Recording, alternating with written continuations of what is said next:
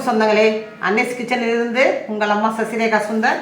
இன்றைக்கி நம்ம கிச்சனில் பார்த்தீங்கன்னா ஒரு இஞ்சி புளி சட்னி அரைச்சி காட்ட போகிறேன். இது பார்த்தீங்கன்னா டைஜஷன் ப்ராப்ளம் இருக்கவங்களுக்கு, நெஞ்செரிச்சல் இந்த மாதிரிலாம் இருக்கவங்களாம் சரி செய்யக்கூடிய மருத்துவ குணம் நிறைந்த இந்த இஞ்சி பூண்டு புளியை வச்சு அரைக்கக்கூடிய இந்த சட்னி பார்த்தீங்கன்னா ஒரு அருமருந்தாக இருக்கும். பார்த்தீங்கன்னா மருத்துவ குணம் நிறைந்த இந்த சட்னிக்கு என்னென்ன பொருள்லாம் வச்சுக்கிறான்னு பார்க்கலாம் வாங்க.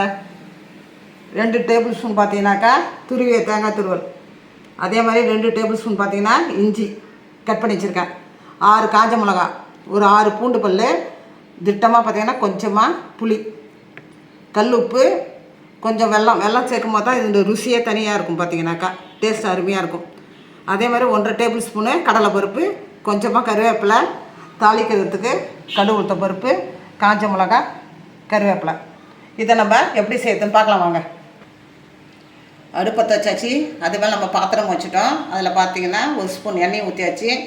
இப்போ நம்ம எண்ணெய் காஞ்சிட்டு கடலை உப்பு அதில் சேர்த்துக்கணும். எல்லாத்தையும் கொஞ்சம் கொஞ்சமாக நல்லா வதக்க வேண்டியது தான்.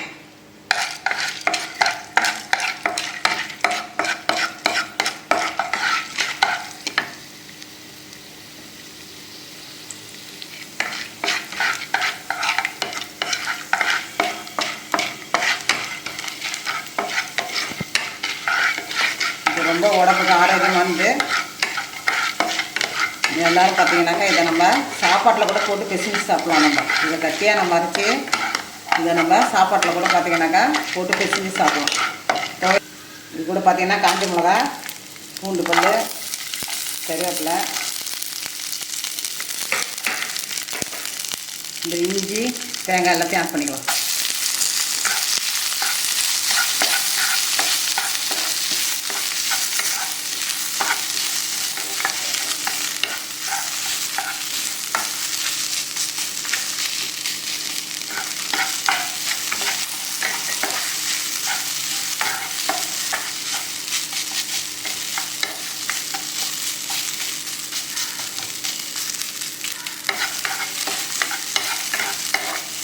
இஞ்சி பார்த்தீங்கன்னா நல்லா வதக்கணும். வதக்கினா தான் இந்த பச்சை ஸ்மெல்லாக இருக்கும். சட்னி பார்த்தீங்கன்னா பச்சை ஸ்மெல் அடிக்காத இருக்கும். டேஸ்ட் ரொம்ப நல்லாயிருக்கும். நம்ம வதக்கத்துலாம் இருக்குது.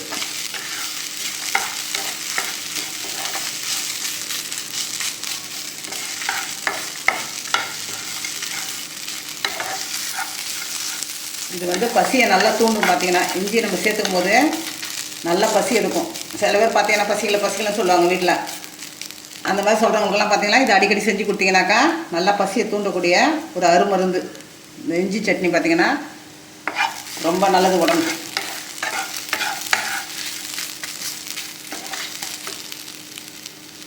கொஞ்சமாக இதில் புளி சேர்த்துக்கணும்.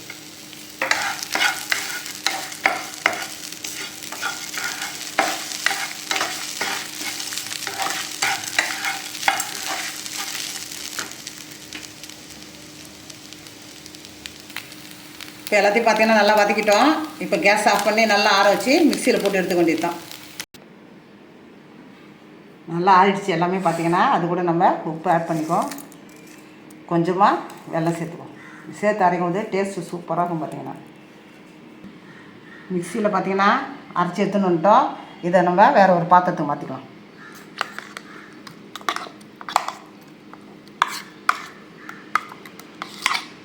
கொஞ்சமாக தண்ணி கழுவி ஊற்ற வேண்டியதான்.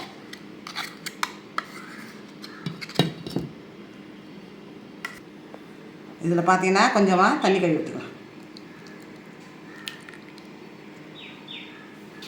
இது பார்த்தீங்கன்னா நம்ம துவையலாக வேணும்னாக்கா தண்ணி கலக்க வேண்டிய அவசியம் இல்லை.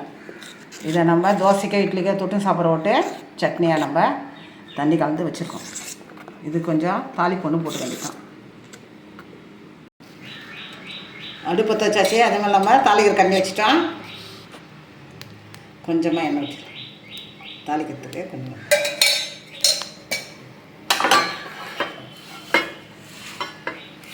இது கடுகு தூள் ஆட் பண்ணிடலாம்.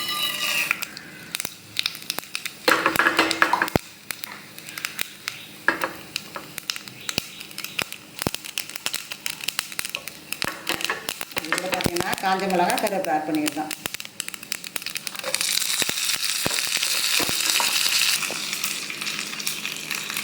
கடுகு தோப்பு காஞ்சமெல்லாம் கருவேப்பிலாம் போட்டு தாக்கி வச்சு இதில் நம்ம சட்னி சேர்த்து வேண்டியதான்.